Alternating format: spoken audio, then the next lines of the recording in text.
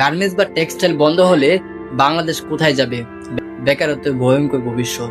চীন ভারতের সাথে প্রতিযোগিতায়, আর আমরা গার্মেন্টস টেক্সটাইল সংকটে আসল সত্য তুলে ধরবো। বাণিজ্য মন্ত্রণালয়ের সুপারিশ 7 দিনের মধ্যে বাস্তবায়ন না হলে 1 ফেব্রুয়ারি থেকে অনির্দিষ্টকালের জন্য সব টেক্সটাইল মিল বন্ধ রাখার ঘোষণা দিয়েছে বাংলাদেশ টেক্সটাইল মিলস অ্যাসোসিয়েশন। আপনারা বলছেন যে গার্মেন্টস তো বন্ধ হবে না, টেক্সটাইল বন্ধ হবে, কিন্তু গার্মেন্টস বন্ধ হোক বা না হোক, এক ভাই আরেক ভাইকে তো দেখবে, তাই না? আমরা সবাই শ্রমিক, টেক্সটাইল হোক গার্মেন্টস হোক। আজ টেক্সটাইল বন্ধ হতে পারে, কাল হয়তো গার্মেন্টসও বন্ধ হতে পারে। আমি মনে করি টেক্সটাইল আর গার্মেন্টস মূলত একই, কিন্তু এটা তুলা দিয়ে সুতা তৈরি করা আর ওটা সুতা দিয়ে কাপড় তৈরি করা। তাই আজকে ভিডিও।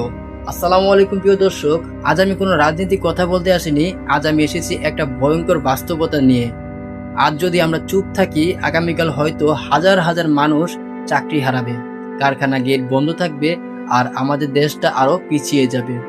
আপনারা যারা গার্মেন্টস টেক্সটাইল মিল ফ্যাক্টরির সাথে জড়িত, এই ভিডিওটা শেষ পর্যন্ত দেখবেন, তাহলেই বুঝতে পারবেন। দর্শক, বাংলাদেশ মানে কিন্তু শুধু নদী খাল না, বাংলাদেশ মানে গার্মেন্টস বা টেক্সটাইল। লক্ষ লক্ষ শ্রমিক, মধ্যবিত্ত পরিবার, গ্রামের গরিব মানুষ সবাই নির্ভর করে এই সেক্টরের উপর। আর যদি গার্মেন্টস বা টেক্সটাইল বন্ধ হয়, শুধু মালিক না, সবচেয়ে বড় সমস্যা হবে শ্রমিকেরই। এখন আসল কথায় আসি। ভারত, ভিয়েতনাম এই দেশগুলো শুধু সস্তায় কাপড় দিচ্ছে।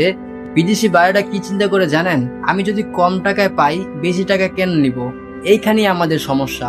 বিদ্যুৎ খরচ বেশি, গ্যাস সংকট, ব্যাংক সুদ বেশি, কাঁচামালের দাম বেশি, ফলে আমাদের উৎপাদন খরচ বেড়ে যাচ্ছে। এটা মালিকের কথা। টেক্সটাইল মালিকেরা বলেছে, যদি 1 ফেব্রুয়ারির আগে সরকার ব্যবস্থা না নেয়, তাহলে টেক্সটাইল মিল ফ্যাক্টরি বন্ধ থাকবে। এখন যারা গার্মেন্টসে চাকরি করেন তারা বলবেন, ভাই গার্মেন্টস তো ঠিক আছে, কিন্তু টেক্সটাইল তো বন্ধ হবে, আমাদের তো কিছু করার নাই, তাই না? কিন্তু আমি তাদের উদ্দেশ্যে বলি, আজ টেক্সটাইল বন্ধ হচ্ছে, কাল হয়তো গার্মেন্টসও বন্ধ হতে পারে। কারণ তুলা দিয়ে যে সুতা তৈরি করা হয় টেক্সটাইল মিল ফ্যাক্টরি, ওই সুতা দিয়েই গার্মেন্টসের শিল্প কারখানা চালানো হয়। ওই সুতা যদি না পাওয়া যায়, তাহলে আমাদের বিশাল ক্ষতি হতে পারে। তাই এক ভাই যদি বিপদে থাকে, তাহলে আরেক ভাইকে সাহায্য করতে হবে। বিদেশিরা কম টাকায় তাদেরকে অর্ডার দিচ্ছে, আমাদের দেশে কোনো অর্ডার আসছে না বেশি টাকায়। তাই এটা কোনো নাটক না ভাই, এটা বেঁচে থাকার লড়াই। যদি ভাইয়ারা যদি অর্ডার না দেয়, তাহলে বেতন দেওয়া যাবে না শ্রমিকদের, ফ্যাক্টরিও চালানো যাবে না।